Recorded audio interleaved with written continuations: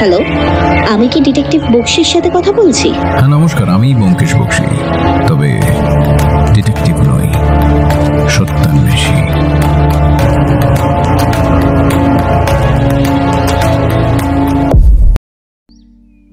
বেশ কিছুদিন হলো ব্যোমকেশের হাতে সেরকম কোনো কেস নেই এবং কদিন যাবৎ ঠান্ডাটাও বেশ জাঁকিয়ে পড়েছে। তাই সত্যবতীর পীড়াপিড়িতে অনেকদিন বাদে ব্যোমকেশ, সত্যবতী আর আমি কলকাতা ছেড়ে বেরিয়ে পৌঁছালাম রাঙামাটির দেশে। ট্রেন থেকে নেমে সত্যবতীর স্বাদ হলো গরুর গাড়ির চড়বে, তাই বিনা বাক্য ব্যয়ে আমরা তিনজনেই উঠে পড়লাম গরুর গাড়িতে। ভেতরে মালপত্র রেখে আমি আর ব্যোমকেশ বসলাম সামনের দিকে, সত্যবতী পিছনের দিকে বসল। মন্দ লাগছিল না, লাল মাটির পথে পল্লী প্রকৃতির রূপ এবং গরুর গাড়ির দুলুনি। বললাম, সার্থক কবিগুরুর নামকরণ, শান্তিনিকেতন। ঠিক তাই। তার এই নিকেতনে আসা হলো ঠিকই, কিন্তু আফসোস একটাই, আজ বছর 2 হলো তিনি নেই। শহর ছেড়ে পল্লী প্রকৃতিতে আসবে বলে সত্যবতীকে দেখলাম আটপৌড়ে ভাবে শাড়ি পরেছে। পল্লী প্রকৃতির রূপ দেখতে আমরা এতটাই মুশকুল যে কেউ খুব একটা কথা বলছিলাম না। শুধু সত্যবতী গায়ের শালটাকে কষিয়ে দিয়ে গুনগুন করে গান ধরেছে। একলা বন্যে পূর্ণ প্রাণী প্রাণে সোহে আনন্দ বসন্ত সমাগমে। গানটা 2 লাইন গাওয়ার পর হঠাৎ আমাদের দুজনের উদ্দেশ্যে বলল, আমি কিন্তু লজে গিয়ে হাত মুখ ধুয়েই মেলায় যাব, কোনো বারণ শুনবো না। আমি তো ভাবছিলাম আদিবাসী গ্রামটা দেখতে যাব, মেলায় না হয় বিকেলে যেতাম। আদিবাসী এখানে আছে নাকি? হ্যাঁ, কাছেই একটা আদিবাসী গ্রাম আছে। কথা বলতে বলতে পৌঁছে গেলাম ব্যোমকেশের আগে থেকে বুক করে রাখা বেঙ্গল লজের সামনে। লজের কর্মচারী গিরিধারী এসে মালপত্র গরুর গাড়ি থেকে নামিয়ে নিয়ে গেল আমাদের জন্য রাখা নির্দিষ্ট 2টি ঘরে। লজটি ফাঁকা, বেশ পরিষ্কার পরিচ্ছন্ন। রান্নার জন্য একটি আদিবাসী মেয়ে আছে, নাম পারু। তাকে সাহায্য করার জন্য একটা ছেলে আছে, ডমরু। হাত মুখ ধুয়ে আসার পরেই আমাদের জন্য গিরিধারীর আনা গরম গরম চা ও জলখাবারের সদ্ব্যবহার করতে করতে সত্যবতী পারুলকে ডেকে জিজ্ঞাসা করল, আচ্ছা, দুপুরের খাবারের ব্যবস্থা কি আছে গো? বুঝলে অজিত, ঢেকি স্বর্গে গেলেও ধান ভাঙে। আগে ঢেঁকি শাক ভাজা, ডাল, বেগুন ভাজা, আলু পোস্ত, মাছের ঝোল আর পাঁঠার মাংস, আর রাতে শুধু দেশি মুরগির ঝোল আর ভাত। আজ এইটুকুই করতে পারলাম, রাতে তাড়াতাড়ি ঘর যেতে হয় তো, তাই কাল আরও পথ করব। এরপর আরও জলখাবার খেয়ে আমরা বেরিয়ে পড়লাম ব্যোমকেশের ইচ্ছামতো আদিবাসী গ্রামের উদ্দেশ্যে। সত্যবতীও দেখলাম আপত্তি জানালো না, হয়তো তাঁরও মনে মনে ইচ্ছা হচ্ছিল অজানাকে জানার। ডমরু আমাদের পথ দেখিয়ে নিয়ে চলল। ওদের গ্রামের কাছাকাছি গিয়ে ডমরু আর একজনের কাছে আমাদের গ্রাম দেখানোর দায়ভার তুলে দিয়ে সে নিজে 2টো দেশি মুরগি নিয়ে লজের দিকে চলে গেল।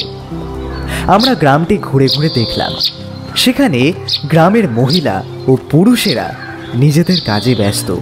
কেউ ধামা বুনছে, কেউ বা মাদুর কাঠিতে মাদুর বুনছে, আবার কেউ পোড়া মাটির কাজ করছে। তাই দেখে সত্যবতী জিজ্ঞাসা করল, বাবা, এখানে দেখি সবাই কি সুন্দর, যে যার নিজের কাজে ব্যস্ত। তা এই এত জিনিস কি মেলা উপলক্ষে বানানো? ঠিক ধরেছ, চাষবাসের পাশাপাশি এরা এই সমস্ত জিনিস তৈরি করে সারা বছর হাটে বিক্রি করে, আর এখন মেলাতে। গ্রাম ঘুরে আমরা লজে ফিরে আসলাম। এসে দেখি যথারীতি দুপুরের খাবার প্রস্তুত। খেতে বসে ব্যোমকেশ বলে, কলকাতা ছেড়ে বেরোলে বোঝা যায় জলবায়ুর কি গুণ।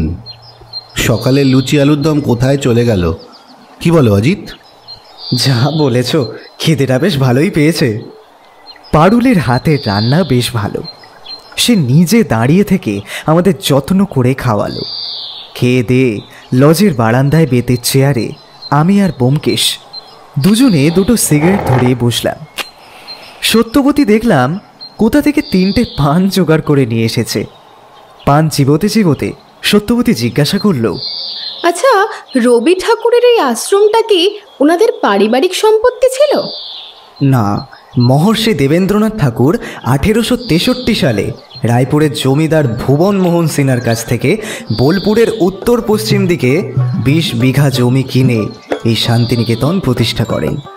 না অজিত, এখানে আরেকটা ব্যাপার আছে। মহর্ষি দেবেন্দ্রনাথ ঠাকুর আসছিলেন রায়বাবুদের জমিদার বাড়িতে নিমন্ত্রণ রক্ষা করতে। পথে ছাতিমতলায় তিনি কিছুক্ষণ বসে বিশ্রাম করেন। জায়গাটি তাঁর এত ভালো লাগে যে তিনি 16 আনা দিয়ে ওই 20 বিঘা জমির পাট্টা নেন এবং পরে কিনে নেন। রবীন্দ্রনাথ তখন সবে 2 বছরের শিশু। তাহলে রবি ঠাকুর কবে এসেছিলেন এখানে? রবি ঠাকুর তার বাবার সাথে দেশ ভ্রমণে বেরিয়ে 11 বছর বয়সে 1873 নাগাদ প্রথম এখানে আসেন।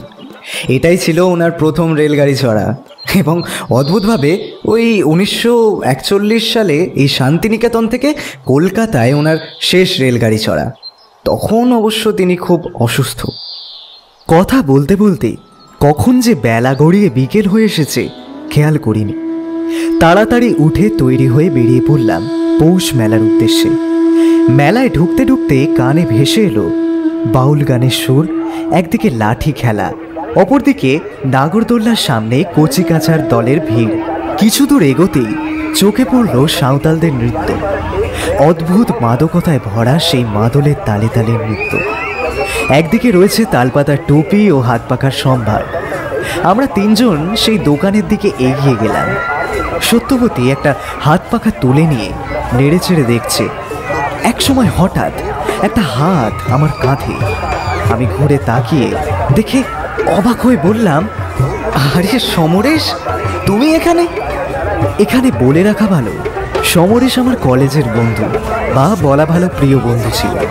তবে পরে দুজনেরই কর্মব্যস্ততার জন্য সেইভাবে যোগাযোগ করে ওঠা হয়নি।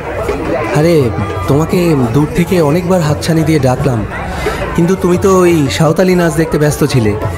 সত্যি আমি একদম খেয়াল করিনি গো। যাই হোক, আলাপ করিয়ে দিই, ইনি হচ্ছেন শ্রী ব্যোমকেশ বক্সী আর ইনি হচ্ছেন ওনার স্ত্রী সত্যবতী। দাঁড়াও দাঁড়াও, আরে উনি সত্যান্বেষী ব্যোমকেশ বক্সী? আরে, নাইস টু মিট ইউ।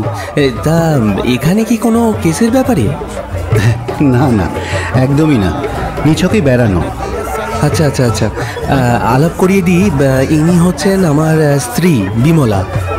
আরে ভালোই হয়েছে তোমার সাথে দেখা হয়ে গেল। কাল একটা ছোট অনুষ্ঠান আছে আমার বাড়িতে, তোমাদের সকলের কিন্তু আসা চাই প্লিজ। ব্যোমকেশবাবু, আপনারা দুজন কিন্তু স্পেশাল গেস্ট, কোনো না শুনবো না প্লিজ। সেসব তো ঠিক আছে, কিন্তু অনুষ্ঠানটা কি উপলক্ষে?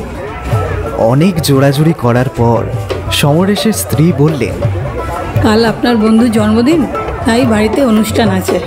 বাহ, এ তো দারুণ খবর, নিশ্চয়ই আসবো আমরা। অনেকদিন পর প্রিয় বন্ধুর সাথে দেখা হওয়ার আনন্দে এবং নানান রকম গল্প করতে করতে কিছু না কিনেই লজের উদ্দেশ্যে রওনা দিলাম। সত্যবতীকেও দেখলাম বিমলার সাথে বেশ গল্পে মজে গেছে। যাই হোক, লজে ফিরে হাত মুখ ধুয়ে খেতে বসার সময় ব্যোমকেশ হঠাৎ একটা প্রশ্ন করল। আচ্ছা অজিত, তুমি তো বললে উনি তোমার কলেজের বন্ধু এবং কলেজের পর তেমন যোগাযোগ ছিল না তোমাদের, তাই না? তাই স্বভাবতই ওনার বিয়ে হয়ে গেছে সেটাও তুমি জানতে না? হ্যাঁ, কিন্তু হঠাৎ এই প্রশ্ন? না, কিছু না, খেয়ে নাও। পারুলের হাতে দেশি মুরগির ঝোল দিয়ে ভাত খেয়ে তাড়াতাড়ি শয্যা নিলাম। সারাদিনের ক্লান্তিতে কখন ঘুমিয়ে পড়েছি বুঝতেই পারিনি।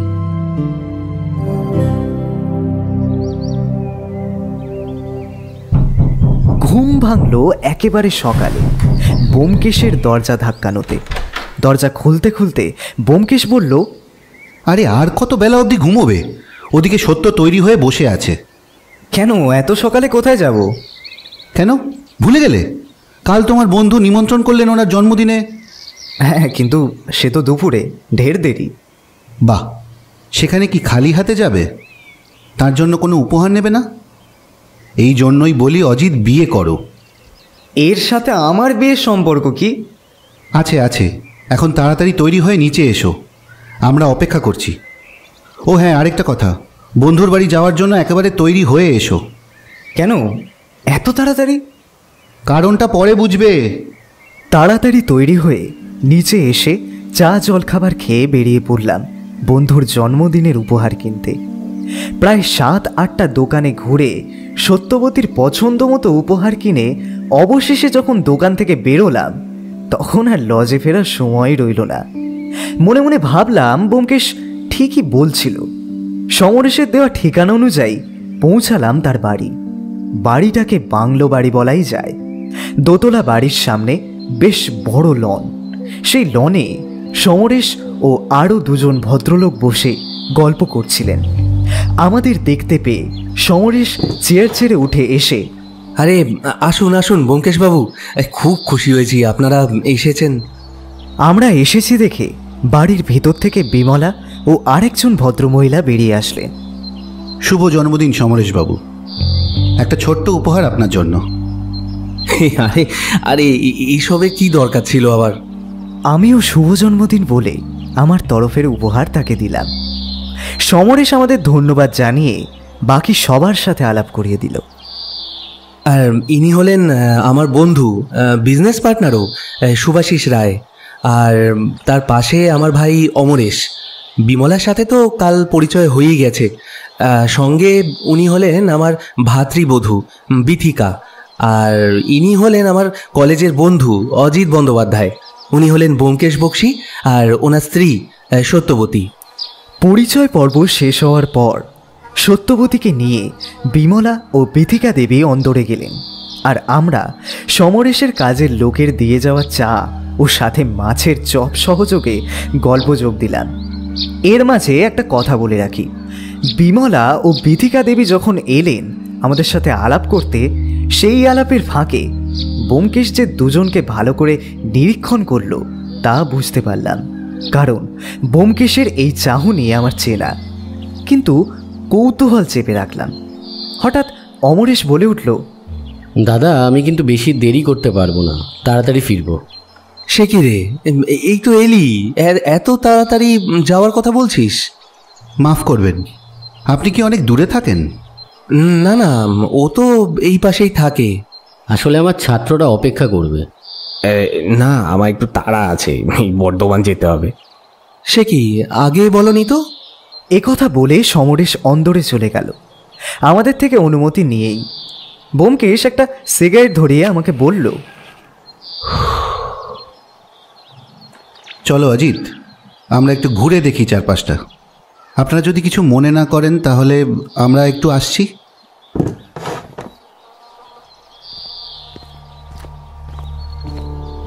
ব্যোমকেশ, আমি কৌতূহলটা চেপে রাখতে পারছি না। বুঝেছি, আমি কেন বিমলা দেবীকে অবজার্ভ করছিলাম, তাই তো? একদম তাই। সত্যর কাল রাতের কথাটা আমায় ভাবাচ্ছিল, তাই। বৌঠানের কথা? কি কথা? ব্যোমকেশ বলল, কাল রাতে বিমলা দেবী সম্পর্কে বেশ কিছু কথা বলছিল সত্য।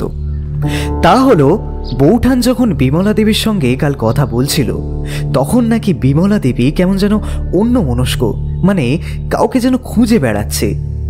আর বৌঠান যখন তার বাপের বাড়ির বিষয়ে জানতে চায়, তখন সে নাকি খুব চাতুরতার সাথে সেই প্রসঙ্গ এড়িয়ে যায়। এই কথা বলতে বলতে হঠাৎ ব্যোমকেশ আমাকে একটা খোঁচা দিয়ে দোতলার দিকে দেখতে বলে। আমরা দুজনেই প্রত্যক্ষ করলাম বিথিকা দেবী খুব সন্তর্পণে এদিক ওদিক তাকাতে তাকাতে দোতলার একটি নির্দিষ্ট ঘরের দিকে যাচ্ছে। চমক ভাঙল সমরেশের ডাকে, ব্যোমকেশবাবু, খেতে আসুন, খাবার তৈরি। অজিত, তুমিও চলে এসো। এই প্রথম আমরা সমরেশের বাংলোর ভিতরে ঢুকলাম। ঘরগুলোও বেশ বড়, দামি আসবাবে ভরা এবং পরিপাটি করে গোছানো। ঘরে ঢুকে প্রথমে বসার ঘর, বাঁ দিকে একটা ছোট গেস্ট রুম, ডান দিকে খাওয়ার ঘর, তাতে সাজানো খাবার টেবিল, দেওয়ালে কিছু ছবি, সাইড টেবিলে রাখা ফুলদানি, আর খাওয়ার ঘরের বাঁ দিকে একটা দরজা, সেটা সম্ভবত রান্নাঘরে যাওয়ার। খাওয়ার ঘরের অপর দরজাটা দিয়ে বেরিয়ে বাঁদিকে চলে যাচ্ছে দোতলায় যাওয়ার সিঁড়ি। হাত মুখ ধুয়ে যে যার চেয়ার অধিকার করে খেতে বসলাম। খাওয়ার মাঝে হঠাৎ দেখলাম বিমলা দেবী ও বিথিকা দেবী বেরিয়ে গেলেন দোতলার দিকে। তাদের যেতে দেখে সমরেশ বলল, আরে তোমরা আবার কোথায় চললে? আপনারা খান, আমরা আসছি এক্ষুনি। আমি কি যাব আপনাদের সাথে? না না, আপনারা খান, আমরা এক্ষুনি চলে আসব। বিমলা দেবী দেখলাম কোনো কথা বলল না, চুপচাপ আগে আগে চলে গেল। তার একটা হাত শাড়ির আঁচল দিয়ে মোড়ানো। যাই হোক, আমরা অবশিষ্ট খাবার শেষ করতে থাকলাম। কিছু পরে বিথিকা দেবী নেমে আসলেন এবং ভালো করে হাত ধুয়ে খেতে বসলেন। সমরেশ জিজ্ঞাসা করল, তোমার দিদি এলো না? আসলে দিদির হাতটা একটু কেটে গেছিল, তাই ওষুধ লাগিয়ে দিতে গেছিলাম। সে কি অনেকটা কেটে গেছে নাকি? না না, চিন্তা করার কিছু নেই, আমি দিদির কথা মতো ওষুধ লাগিয়ে দিয়েছি। আরে দাদা, এত ব্যস্ত হচ্ছ কেন? বিথিকা তো বললো ওষুধ লাগিয়ে দিয়েছে, একটু পরেই চলে আসবে। সমরেশ সেই কথা মেনে নিয়ে বাকি খাবার শেষ করতে থাকলো। খাওয়ার পর আমরা চারজন বসার ঘরে এসে সিগারেট ধরালাম। অমরেশ বলল, আরে দাদা, ভাবলাম তোমার জন্মদিনে সবাই একসাথে বসে খাবো, কিন্তু মাঝখান দিয়ে বউটানের হাত কেটে গিয়ে সব পণ্ড হয়ে গেল। হ্যাঁ, কিন্তু প্রায় আধ ঘন্টা হয়ে গেল, এখনো নামলো না কেন? এই বলে সমরেশ হরিকে ডেকে বলে, হরি, শোন, তোর বৌদিমণিকে ডেকে নিয়ে আয় তো, কখন খাবে, এত বেলা হয়ে গেল। ওদিকে বৌঠান বিথিকা দেবীর সাথে বেশ খোশ গপ্পে ব্যস্ত। অমরেশ যাই যাই করছে, এমন সময় হরির চিৎকার, এ দাদাবাবু, শিগগিরই আসেন। আমরা সবাই ছুটে উপরে গিয়ে দেখি হরি দরজার সামনে দাঁড়িয়ে এবং ঘরের মেঝেতে বিমলা দেবী পড়ে আছে। মুখের একপাশ দিয়ে গ্যাজরা বেরোনো, আর তার সমস্ত শরীর নীল। ব্যোমকেশের নজর তীরের ফলার মতো ঘরের চারিদিকে ঘুরছে। কাউকে ডেড বডির কাছে ঘেঁষতে না বলে ব্যোমকেশ বলল, এক্ষুনি ডাক্তারকে ফোন করে খবর দিন সমরেশবাবু। আর হ্যাঁ, লোকাল থানায় একটা খবর দেবেন। কেন থানায় কেন? কারণ মৃত্যুটা স্বাভাবিক নয়। সে কি, কি বলছেন আপনি? হ্যাঁ, দেখে যা মনে হচ্ছে বিষক্রিয়ার ফলে মৃত্যু। আপনি তাড়াতাড়ি ডাক্তার ডাকুন। বিথিকা দেবী নিচে গেলেন পুলিশ ও ডাক্তারকে খবর দিতে। সমরেশ খুব ভেঙে পড়েছে। বেচারির কয়েক মাস আগেই বিয়ে, আর তার মধ্যেই এই কাণ্ড। যাই হোক, ডাক্তার এসে দেখে পোস্টমর্টেম লিখে দিলেন। পুলিশ অফিসার যিনি এলেন তাকে দেখে আমরা অবাক। বড়াটবাবু, ব্যোমকেশও আমার দুজনেরই পূর্ব পরিচিত। বহুদিন পর ওনার সাথে দেখা। ব্যোমকেশকে জিজ্ঞাসা করলো, কি বুঝছেন ব্যোমকেশবাবু? দেখে তো মনে হচ্ছে পয়জন, বাকিটা আপনার ওপর। কি যে বলেন।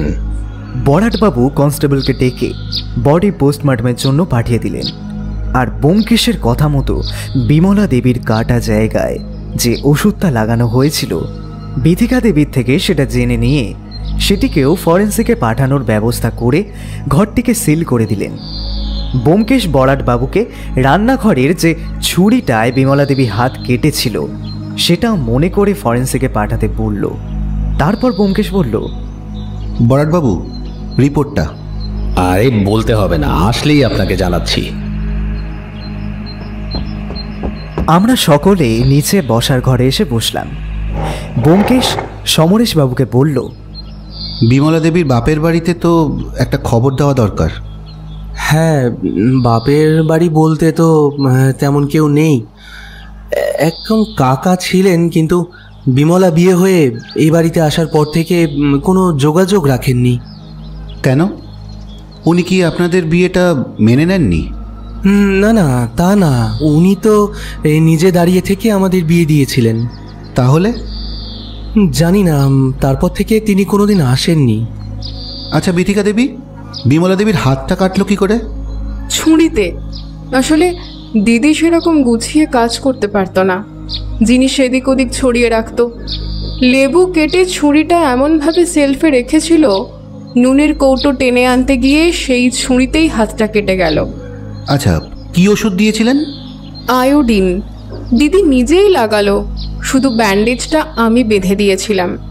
আপনি তখন তো বললেন একটুখানি কেটে গেছে, কিন্তু আমি তো দেখলাম বেশ অনেকটাই ব্যান্ডেজ করা জায়গাটা। না মানে আসলে আপনারা খাচ্ছিলেন, সেই সময় যদি বলতাম যে অনেকটা কেটে গেছে তাহলে আপনারা বিব্রত হতেন, তাই আর কি। কেন ব্যোমকেশবাবু, আপনি কি কিছু সন্দেহ করছেন? আরে আপনি এত উতলা হবেন না, এখনও তো সেরকম ভাবার মতো কিছু ঘটেনি।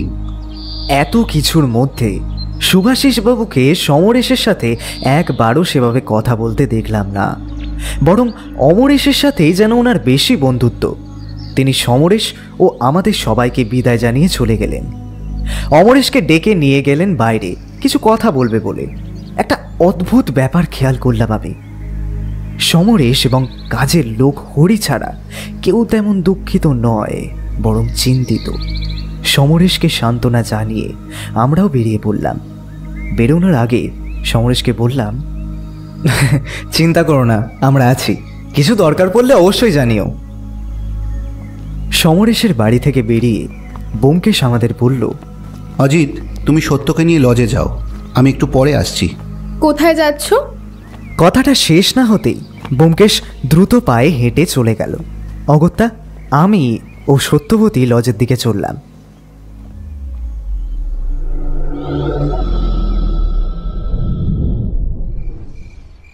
বেশ ঘণ্টাখানেক পর ব্যোমকেশ ফিরে এলো। জিজ্ঞাসা করলাম, কি বরাটবাবু? আর কি, যেতে তো হতোই, কারণ ওই বাড়িতে থেকে কথা বলাটা সম্ভব ছিল না। কি মনে হচ্ছে তোমার? অনেকগুলো প্রশ্ন মাথার মধ্যে ঘুরপাক খাচ্ছে। দাঁড়াও, তার আগে পারুলকে বলি চা দিতে। সে বৌঠান তোমার আসার পরই বলে দিয়েছে, কারণ আমরাও চা খাইনি তুমি নেই বলে।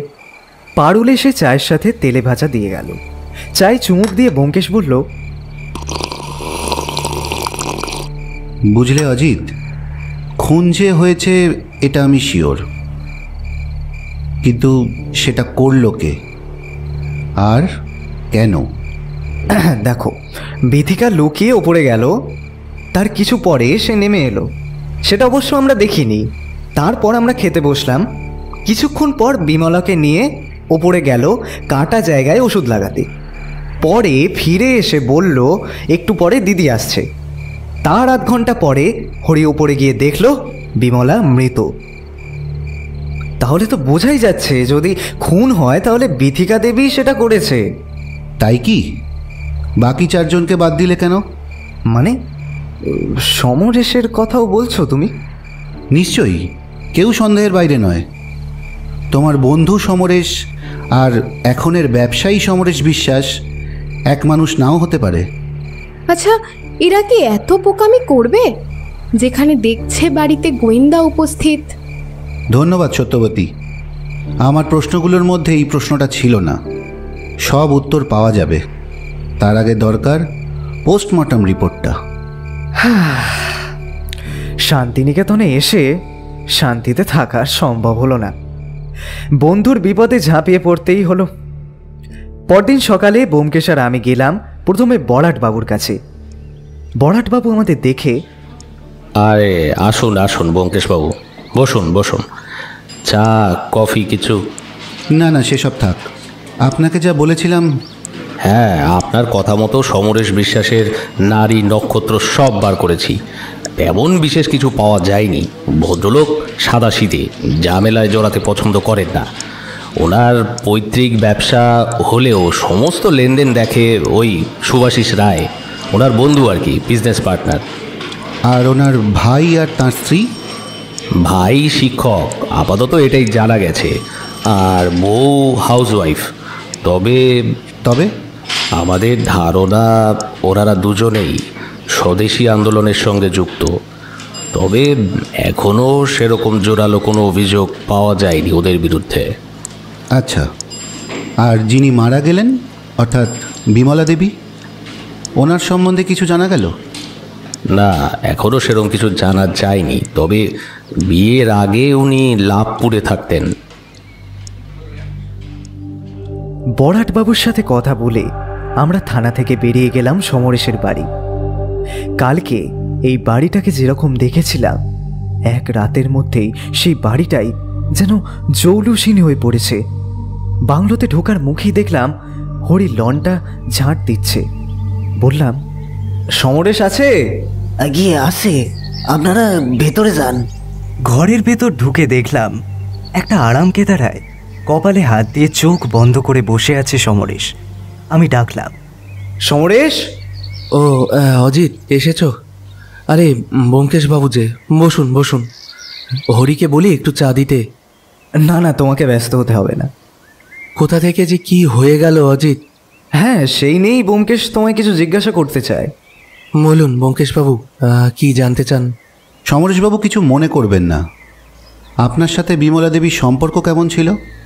ভালোই, বিয়ে তো হয়েছে মাত্র কিছু মাসই হলো।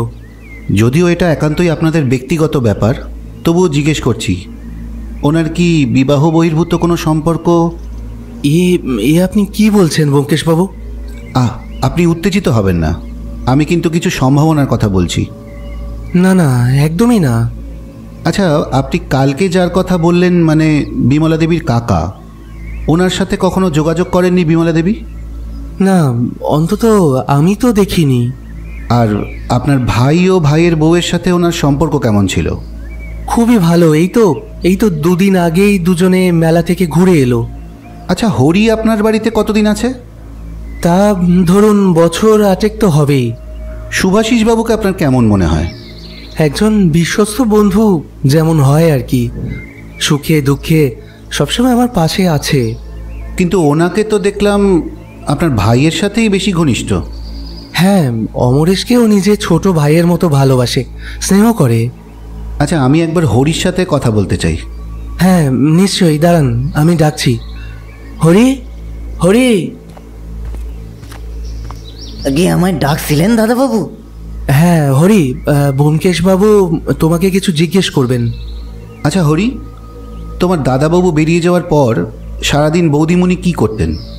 রান্না বান্না সেরে নিজের ঘরে গিয়ে কখন যে বই পড়তেন, আবার কখনো কিছু লিখতেন, মাঝে মাঝে বেড়াতেন। বেশ। কেউ কখনো দেখা করতে এসেছে তোমার বৌদিমণির সাথে? না তো, সেরকম কিছু তো কাউকে দেখিনি। তবে 2 দিন আগে একবার ওনার কাকা এসেছিলেন বটে। কই, আমাকে তো কিছু বলনি হরি। আসলে দাদাবাবু নানান কাজে ভুলে গেছিল বলতে। কি কথা হয়েছে, তুমি কিছু শুনেছ? না বৌদিমণি, আমায় বললেন মিষ্টি নিয়ে আসতে, আমি তাই দোকানে গিয়েছিলাম। তারপর ফিরে এসে তুমি কি দেখলে? উনি ততক্ষণে চলে গেছেন। ঠিক আছে, তুমি যাও হরি। হরি চলে যাওয়ার পর ব্যোমকেশ সমরেশকে বলল, আচ্ছা, ওই ঘরটা আমি একবার দেখব, মানে যেখানে বিমলা দেবীর মৃতদেহ পাওয়া গিয়েছিল। হ্যাঁ চলুন, ঘরটা ওভাবেই পড়ে আছে। আমি কালকের পর থেকে একবারও যাইনি ও ঘরে। না না, আপনারা কথা বলুন, আমি দেখে আসছি। আচ্ছা, তোমার তো পৈতৃক ব্যবসা, তাহলে অমরেশ এই ব্যবসাতে আসতে চাইনি কখনো? এইটাই তো মুশকিল অজিত, ওর এইসব দিকে কোনো ইচ্ছে নেই। পড়াতে খুব ভালোবাসে, অনেকবার বলেছি, কিন্তু আসতে চায় না, অগত্যা। তাই আমিও ভাবলাম যাক, যার যেটা ভালো লাগে করুক। ইতিমধ্যে ব্যোমকেশ ঘরে এসে বলল, আচ্ছা, অমরেশবাবুর বাড়িটা কত দূর এখান থেকে? আমাদের বাড়ি থেকে বেরিয়ে বাঁ হাতে সোজা মিনিট 5 গেলে একটা মন্দির পড়বে। সেখান থেকে ডান দিকে গিয়ে যে কাউকে জিজ্ঞাসা করবেন অমরেশ মাস্টারের বাড়ি, আপনাকে দেখিয়ে দেবে। ধন্যবাদ সমরেশবাবু, আজকে আসি, দরকার পড়লে আবার বিরক্ত করব। চলো অজিত। এ কথা বলে আমরা বেরিয়ে আসছি, এমন সময় সমরেশ পিছু ডাকল। ব্যোমকেশ বাবু, বলছিলাম আপনার মতে? এটা খুন সমরেশবাবু, এখন প্রশ্ন হলো খুনি কে? আসি।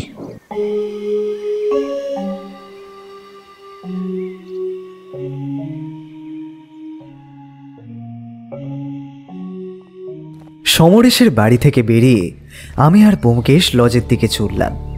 ব্যোমকেশকে দেখলাম ও একদম চুপ, কোনো কথা বলছে না। আর এই নিস্তব্ধতার অর্থ আমার জানা, তাই আমি ওকে আর ঘাঁটালাম না। লজে ফিরে দেখি সত্যবতী একটা গল্পের বই নিয়ে লজের বারান্দায় বসে আছে। সত্যি ঘুরতে এসে এমন হলে কার ভালো লাগে। তবে সে যে এতদিন এই ব্যাপারটায় অভ্যস্ত সেটা বোঝা গেল তার কথায়। সকাল থেকে পেটে কিছু পড়েছে নাকি শুধু চা আর সিগারেট দিয়েই পেট ভরিয়েছ তোমরা? পারুলকে বলছি দুপুরের খাবার দিতে। চলো সত্য, বিকেলে কঙ্কালীতলাতে মায়ের দর্শন করে আসি। বাবা ঠাকুরপো, তোমার বন্ধুটির হলো কি? কেস ছেড়ে আমায় নিয়ে ঘুরতে যাওয়ার কথা বলছে। আহা, বলছে যখন যাওই না। যাও না মানে? তুমিও যাবে আমাদের সাথে? এত দূর এসেছো আর সতীপীঠ দর্শন করবে না? দুপুরের খাবার শেষ করে একটু বিশ্রাম নিয়ে বেরিয়ে পড়লাম কঙ্কালীতলার উদ্দেশ্যে। আমাদের লজ থেকে মন্দির বেশ খানিকটা, কিন্তু হেঁটে যাওয়া যায়। ঠিক করলাম হেঁটেই যাব। মন্দিরে পুজো দিয়ে বেশ কিছুক্ষণ সময় কাটিয়ে ফিরে আসছি। এমন সময় ব্যোমকেশ বলল, তোমরা আস্তে আস্তে হেঁটে এগিয়ে যাও, আমি আসছি। কোথায় যাচ্ছ?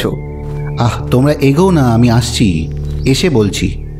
আমরা কথা বলতে বলতে কিছু দূর এগোতেই ব্যোমকেশকে দেখলাম আমাদের ডান দিকের রাস্তা দিয়ে তাড়াতাড়ি হেঁটে আসছে।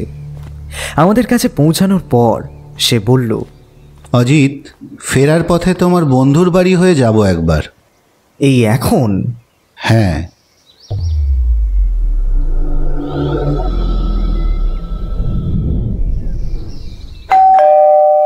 ব্যোমকেশের কথা মতো সমরেশের বাড়িতে ঢুকে ডোরবেল বাজাতেই সেই দরজা খুলল। আমাদের দেখে অবাক হয়ে জিজ্ঞাসা করলো, এ কি তোমরা এখন? হ্যাঁ, আরে এসো এসো, ভেতরে এসো। না না, এখন আর ভেতরে যাব না, শুধু আপনাকে আমার একটা ছোট কাজ করে দিতে হবে। হ্যাঁ বলুন না, কি করতে হবে? আপনার ওই বন্ধুটিকে কাল একবার আমাদের লজে আসার জন্য খবর দিতে হবে। সুভাষিসকে? আচ্ছা, সে না হয় দেব, কিন্তু কি ব্যাপার বলুন তো ব্যোমকেশবাবু। সব বলবো, তার আগে আমি নিজে একটু বুঝে নিই। আচ্ছা ঠিক আছে, কাল সকালে আপনার লজে যেতে বলে দিচ্ছি। অনেক ধন্যবাদ আপনাকে। সমরেশের বাড়ি থেকে বেরিয়ে ব্যোমকেশকে জিজ্ঞাসা করলাম, আচ্ছা কোথায় গিয়েছিলে তখন, এবার বলো তো? 2 মক্কেল একসাথে আবার। মানে সুভাষিস আর অমরেশ? শুধুই কি স্নেহ ভালোবাসা, নাকি এর পিছনে অন্য কিছু আছে? কাল সুভাষিস বাবুকে একবার বাজিয়ে দেখতে হচ্ছে।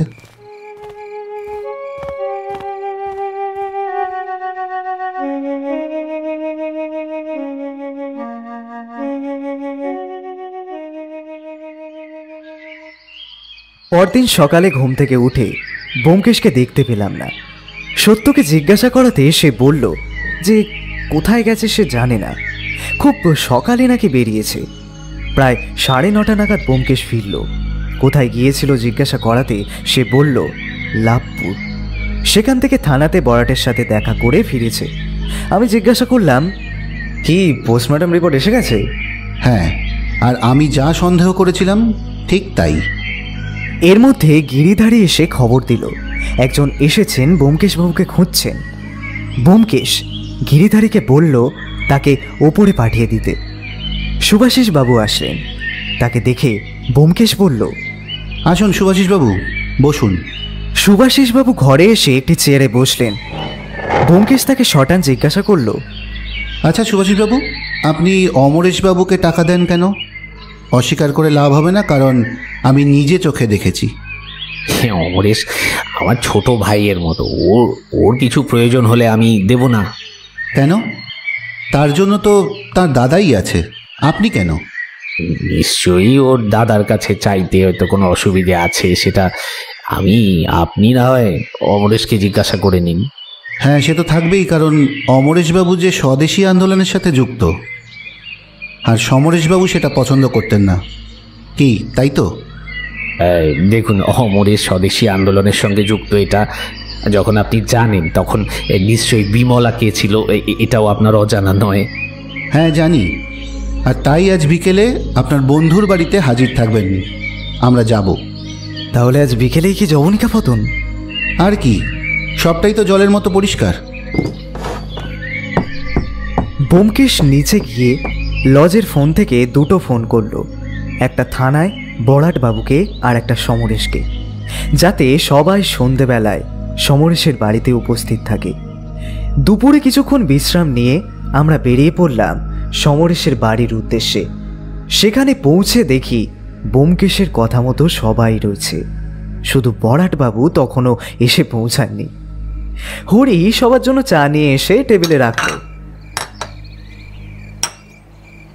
ব্যোমকেশ কথা শুরু করতে যাবে এমন সময় বড়াটবাবু ঘরে ঢুকে বলল, সরি, আমার একটু লেট হয়ে গেল। আপনি কি শুরু করে দিয়েছেন? আসলে আমার এই ব্যাপারটা এত ভালো লাগে, কোনোভাবে মিস করতে চাই না।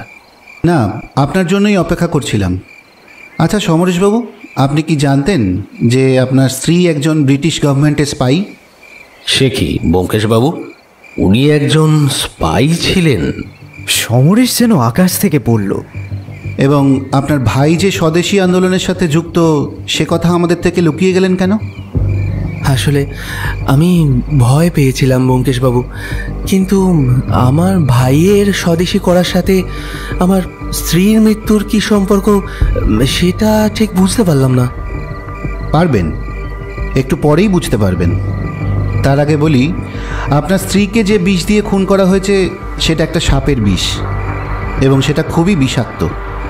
সাপের বিষে যদি মৃত্যু হয় তাহলে প্রথম দিন থেকে আপনি এটাকে খুন বলছেন কেন? বুঝতে পারছি না ব্যোমকেশবাবু। কারণ মৃত্যুটা সাপের বিষের কারণে হলেও সাপের কামড়ের কোনো চিহ্ন শরীরের কোথাও পাওয়া যায়নি। তাহলে এটা আপনাকে ভালো বলতে পারে আপনার ভাই এবং ভাইয়ের বউ। কি তাই তো অমরেশবাবু? মানে মানে না করে এবার মানে বলে ফেলুন দেখি। অমরেশ চুপ। বড়াটবাবু বললেন, ব্যোমকেশবাবু, আপনিই বলে দিন বাকিটা। ঘটনার সূত্রপাত সমরেশবাবুর বিয়ের আগে থেকে। বিমলা দেবীর কাছে খবর ছিল এই বাড়ির কেউ স্বদেশী আন্দোলনের সাথে যুক্ত, তাই সে খানিকটা যেচেই সমরেশবাবুর সাথে আলাপ করেন। এরপর তিনি জানতে পারেন যে সমরেশবাবু অবিবাহিত, তাই ওনার কাজটা আরও সহজ হয়ে যায় এবং তার কাকাকে দিয়ে ছলনা করে সমরেশবাবুকে বিয়ে করে নেন। বিয়ের আগেই তিনি বুঝে গেছিলেন যে সমরেশবাবু সাদাসিধে মানুষ, তাই তার সঙ্গে থেকে নিজের কাজ চালিয়ে যেতে সুবিধা হবে। এই বাড়িতে এসে বিমলা দেবী জানতে পারেন সুভাষিসবাবুও পরোক্ষভাবে এই আন্দোলনের সাথে যুক্ত এবং অমরেশবাবুদের অর্থ সাহায্য করে। এরপরেই শুরু হয় অমরেশবাবুদের বিরুদ্ধে প্রমাণ জোগাড় করার চেষ্টা। উনি বুঝেছিলেন অমরেশবাবু ও বিথিকা দেবী দুজনেই বুদ্ধিমান ও বিচক্ষণ। কিন্তু অমরেশ আর ওর স্ত্রী জানলো কি করে যে বিমলা দেবী স্পাই? এটা তো সহজ ব্যাপার অজিত। ব্রিটিশদের স্পাই থাকতে পারে আর স্বদেশীদের থাকবে না?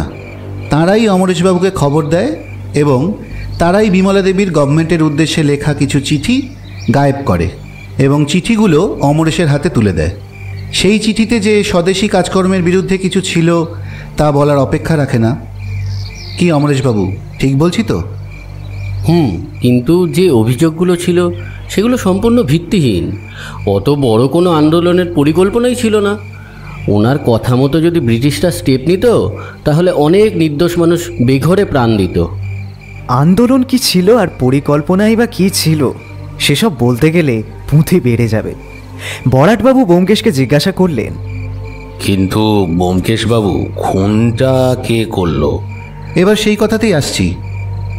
বিমলা দেবী এই মিথ্যে অভিযোগ সাজিয়ে উনি আসলে গভর্নমেন্টের স্নেহভাজন হয়ে বড় পদে যেতে চেয়েছিলেন। ওনার বস, যাকে সমরেশবাবু ওনার কাকা বলে জানতেন, যদিও সেটা মিথ্যে পরিচয় ছিল, তাঁকেও বিমলা দেবী বিপদে ফেলতে চেয়েছিলেন। এই কথা আমি জানতে পারি লাভপুরে গিয়ে। হে ভগবান, আমি এত বিশ্বাস করেছিলাম আর আমার সাথে এত কিছু। তুমিও আমায় কিছু বললে না সুভাষিস? শোনো, তুমি ওনার মোহে এতটাই অন্ধ ছিলে যে তোমাকে তখন বলেও কোনো লাভ হতো না। একদমই তাই। আর সেই কারণেই সুভাষিসবাবু, অমরেশবাবু এবং বিথিকা দেবী মিলে শুরু করেন ওনাকে সরিয়ে ফেলার পরিকল্পনা। আচ্ছা অমরেশবাবু, একটা জিনিস আমি বুঝতে পারলাম না, যেখানে আমি উপস্থিত সেখানে আপনারা এত বড় ঝুঁকি নিলেন কেন? সেদিন যদি কিছু না করতাম তাহলে আর ওই মানুষগুলোকে বাঁচাতে পারতাম না। আর আপনি আমাদের সাহসের কথা বলছেন? যারা দেশ মুক্তির পণ নিয়েছে তাদের তো মৃত্যু ভয় নেই ব্যোমকেশবাবু। আর বিথিকা দেবী, ছুরিটা তো কোনো অসাবধানতায় লাগেনি, বরং ওটা আপনিই চালিয়েছিলেন, তাই না? এবং আপনার কপাল ভালো সেটা বিমলা দেবী বুঝতে পারেননি। আয়োডিনের শিশিতে বিষ ভরে, সম্ভবত চন্দ্রবোড়া বা গোখরোর, সেটিকে আবার কৌশলে সরিয়েও দিয়েছিলেন। আমাদের খেতে বসার আগে সুযোগ বুঝে সম্ভবত বিষটাই রাখতে গেছিলেন বিমলা দেবীর ঘরে, যেটা আমি আর অজিত বাইরের লন থেকে দেখেছি।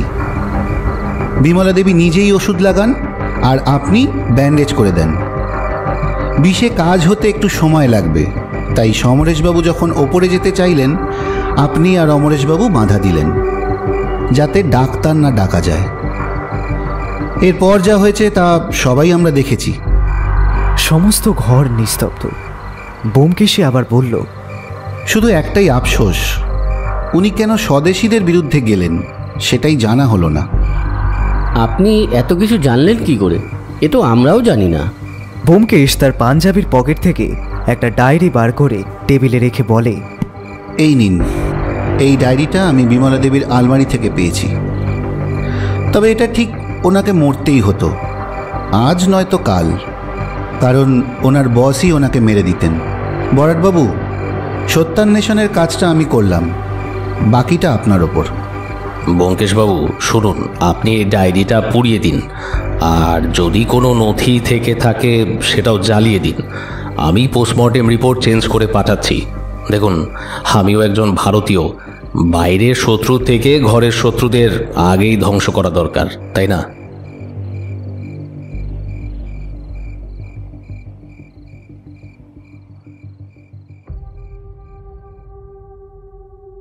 দেশের স্বার্থে বরাটবাবুও ব্যোমকেশের সঙ্গ নিল। সমরেশের বাড়ির প্রত্যেকে ব্যোমকেশের প্রতি আপ্লুত এবং সবাই তাকে ধন্যবাদ জানালো। আমার বন্ধুটিকে আবার দেখা হওয়ার আশ্বাস দিয়ে ফিরে চললাম আমাদের লজে। আবারও একবার ব্যোমকেশকে নতুনভাবে চিনলাম। রাস্তায় হাঁটতে হাঁটতে একটা বরাটবাবুর শেষ কথাটাই মনে পড়ছে বারবার। সত্যিই তো, বাইরের শত্রুর চেয়ে ঘরের শত্রু বেশি ক্ষতিকারক।